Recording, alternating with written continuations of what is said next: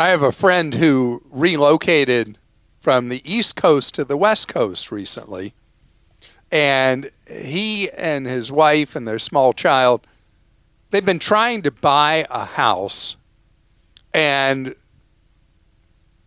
it's been an experience like none they've ever had. First of all, the interest rates are the highest they've experienced in their lives buying a home. And second, finding used homes, existing inventory available, has been so hard.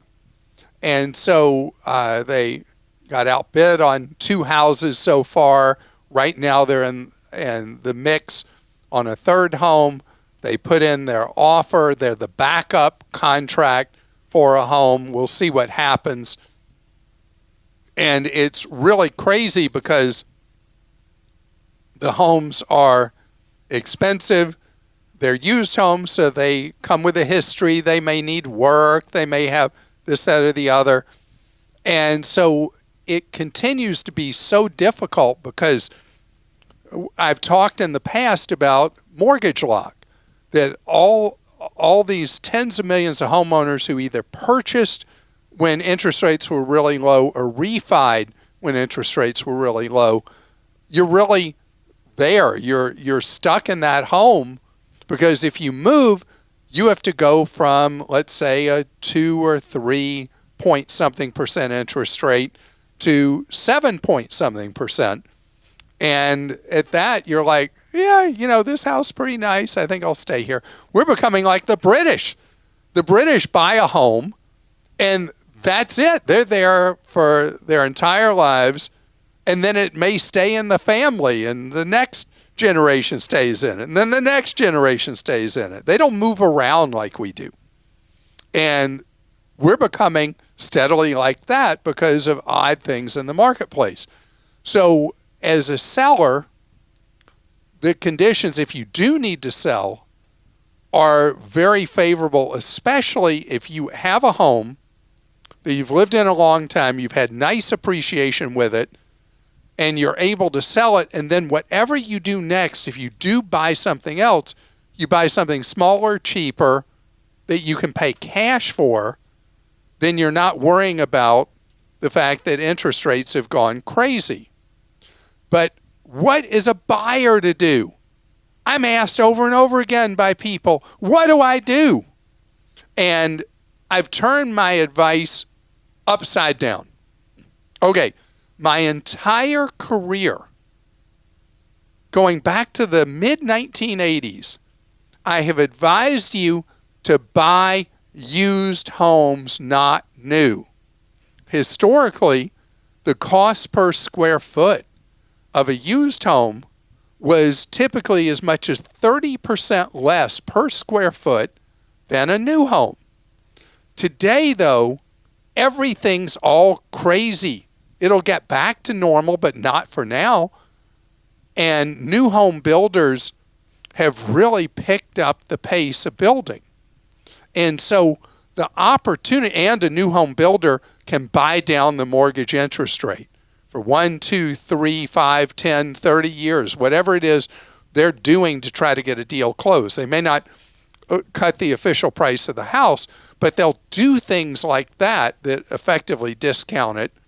And then for you going forward, you've got an interest rate that effectively doesn't exist anymore, but you have it.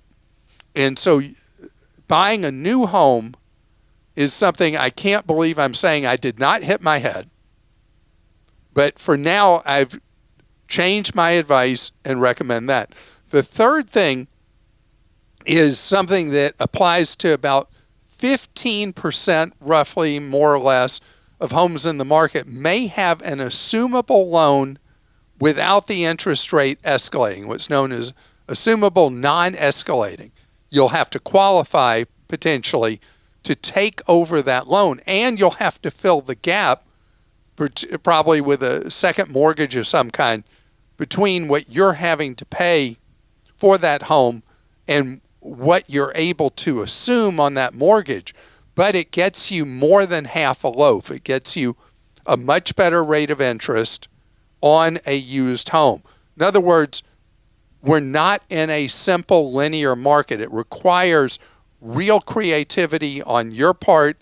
Having an experienced real estate agent representing you as a buyer is extremely important right now. Not somebody who just decided to become a real estate agent and you're their first customer they're taking around. No, you want somebody who is truly an experienced person in the market and knows the neighborhood or neighborhoods you're interested in buying in. You don't hire somebody who is an agent in a large metro area who's an agent 20 miles away. They're not, even 10 probably, they're not going to know intimately the homes in that neighborhood. You want someone who's known as a farmer. That doesn't literally mean they grow crops or anything. A farmer is somebody who their neighborhoods are the ones that you're interested in buying in. They may even be able to tell you by memory how many bedrooms and bathrooms a house has without even looking it up, driving down a road, and when it was built and when it was renovated. That's the kind of person you want as your buyer's agent. And so the market will eventually normalize. It's going to be a good while, though, because it's going to take a long time for the ultra cheap mortgage rates that people have who are already in a home to run off and bring the market back to a normal cycle. I mentioned that I was going to say something about renting. Renting is becoming a huge deal in most markets now versus buying. The rental apartment industry has built more units in recent years than any time in history. Record numbers. So the apartment market is getting more and more supplied. Rents are dropping in many cities at the same time that housing costs, buying a house, so very high. So renting provides a relief valve that can help you at a time that the housing market is so kind of stuck.